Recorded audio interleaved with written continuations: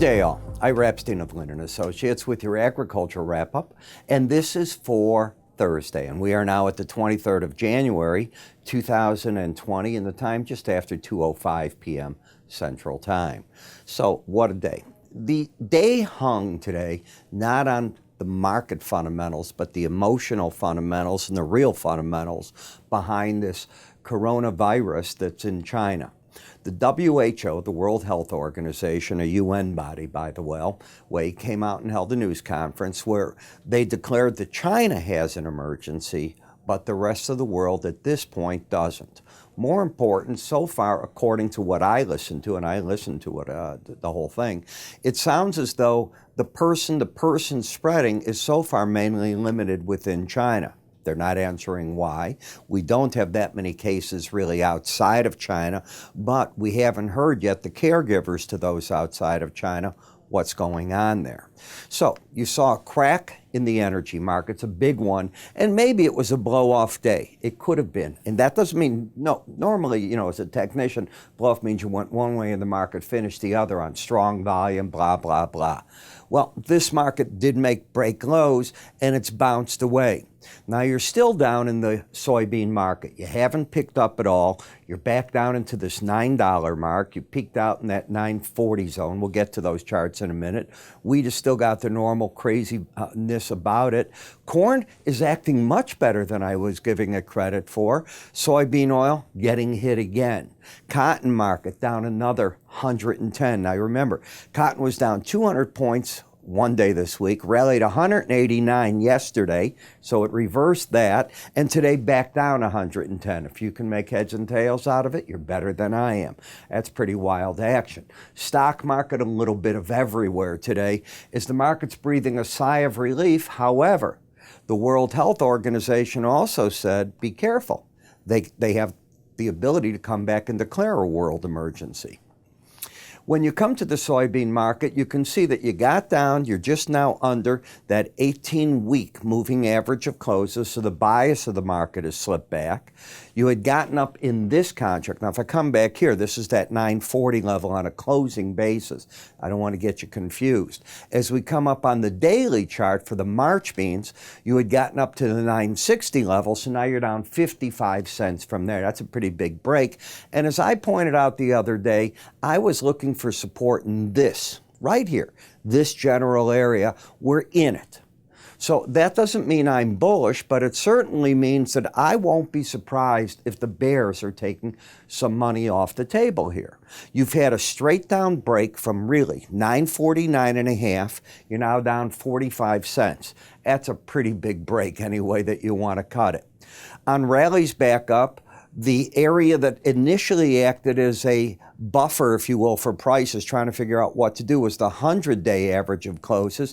I would expect that to be early resistance when and if the market decides to bounce, and assuming it does get a bounce up there.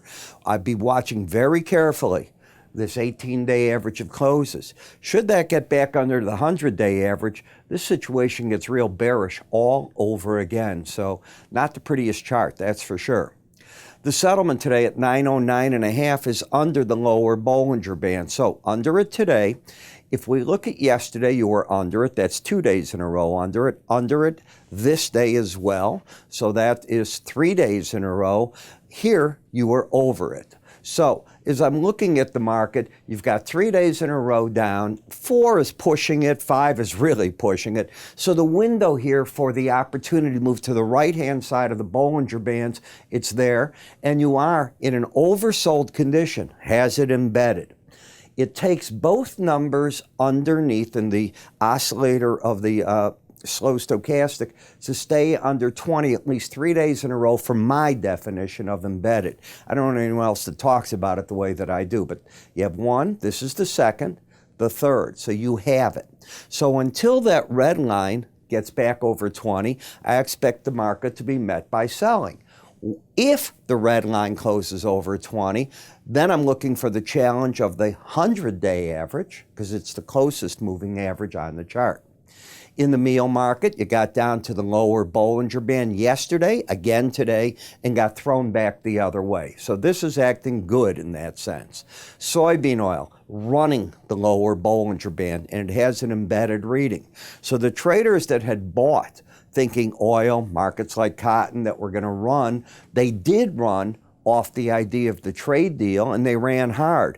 They've given back now in the oil. If we really look from, let's say, 30.50 up to this 35, you're about halfway back in the market. So you're in a zone. That's what I'm going to say, a zone between here and that 100-day average, 31.61, where I wouldn't be surprised that we grab a bit of traction in prices. So traction not being to the downside. It tries to find itself a little bit of a bottom here.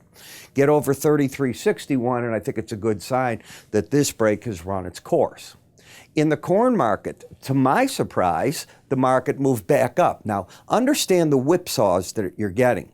You had a false breakout to the downside. It came back, got the traders. Then it started moving around. And as I pointed out yesterday, and I'll come to the rest of the chart in a minute here, you originally had this narrow band. You were getting into there. All that I think has happened is the band widened on you. And now we're coming up with this action to challenge that top part of the band in an overbought condition. The trend is up. You can't fight that. Higher lows, higher highs. The market resistance, I think, will be around 394 3/4. In the wheat market, you're still holding very nicely against the upper Bollinger Band in an uptrend market, but it is overbought. In the sugar market, you have a key reversal day. Now, what's the difference between an outside day down and a key reversal? A key reversal by many technicians, I'm the one certainly that believes in this, is when you make the highest high of a move and close, take out the previous day's low as well, and close lower on the day.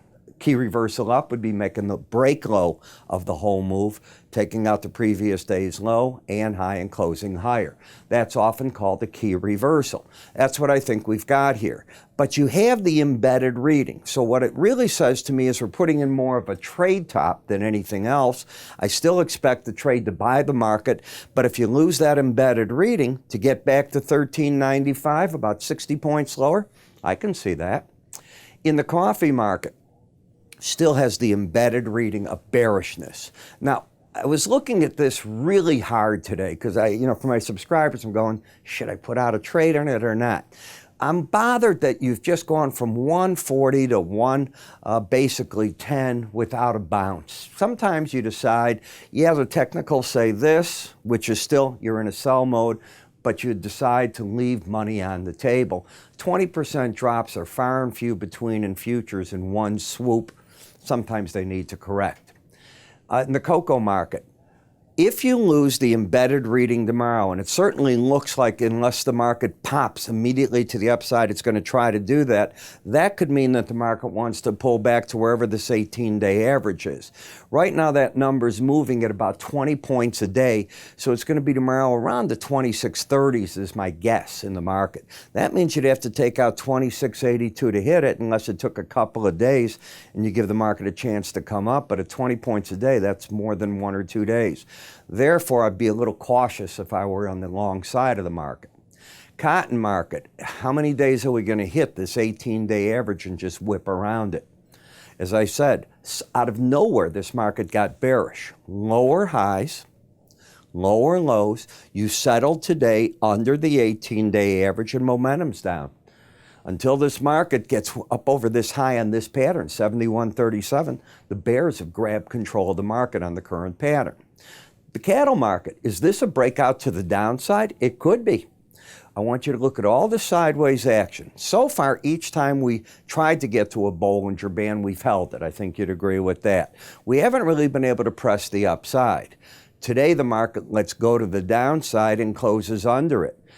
If the market's going to get follow through, this is then a trade top, maybe an important one. 122.75, the 100-day average, could be the next stopping zone. What would negate this and just say you've widened that band? Getting back over 127.50 is the number you have to do. What about feeders? Let's go to yesterday's action. This is how we looked, and I'm certain I would have said this market's in a downtrend now. Will it be able to do anything at the lower band? Because you've got the lower highs, lower lows. Very different than how the cattle looked. First challenge of the Bollinger Band, will it hold? Don't know, but I would expect that the pros are taking some money off the table there, and if that gives ground, even though they've done that, then the 100-day average becomes important. You went to it all in one swoop and you're oversold. Still, a breakout to the downside. What did we talk about hogs yesterday? We had what we call right here on this day, this was Tuesday, an outside day down. My trading rule, I don't know anyone else that has it, and that doesn't mean I patented it. That's not what I'm saying. But what I've learned in being wrong so often in trading or putting out recommendations for clients, I've done it all, is if you take out the high of an outside day down, it's often a sign that you've laid a trap, a bear trap as I call it, and the market often moves to the closest of a key moving average or the closer of a Bollinger Band top. It depends where you're at in the market. In this case, the closest average is the 18-day. So yesterday, you take out that day's high. I don't know if it's going to get there or not, but the odds favor the 18-day average. There you go. You're back to neutral on this chart. That's how I'm reading it. So as I'm looking at it all, it's a hard trade time. And it's hard because we don't know what this virus does, what's it going to do in China. You know, China has the largest migration of people in the world. It's the Chinese Lunar New Year. People travel like they do in America. They go to family, they go on vacations. Now you've hurt the business in Macau, you're hurting it in cinemas. Just think about it. People don't want to be around other people. They're nervous. Is this thing going to spread on you? And of course, when you get it in another country, and we had a case that showed up in LAX today, they think, we don't know enough about it yet, but the person's in quarantine. Well, you start getting really scared, and you're seeing that in markets all over. We talk about all this. We're writing about it. We've been quoted today in the Wall Street Journal's Dow Jones News Service was carrying us on the soybean market comments. But if you'd like to see our research, if you're a futures trader, it's probably worth you taking a look at. You'll see what our clients get, why we have clients, what they're looking for in our research, blah, blah. You also get the chance, if you want to see our charting software, which I think for the average person out there really offers a full package, be it news, trading off screens right then and there. There's just so much to learn. We cover all these areas, and no, you need not get the research on each one. You can tell us which ones you want the research on. We'll put that in your mailbox, or if you have our charting software, it pops right up in there. We also deliver throughout the day oral comments in the market. So yes, and if you miss them, it's not a problem because we have a media center within the charting software.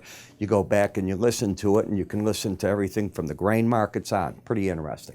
How do you get all this? Simple. All you need to do is go to our website at www.iraepstein.com. Look for our free trials. It's on the bottom right. Sign up. The easiest way, of course, call my staff. They'll get you set up in 1 minute. It's about that, and we'll get everything going for you. You can also click up here, and it'll take you right to the page that you need as well. I'm Ira Epstein. You have a good day.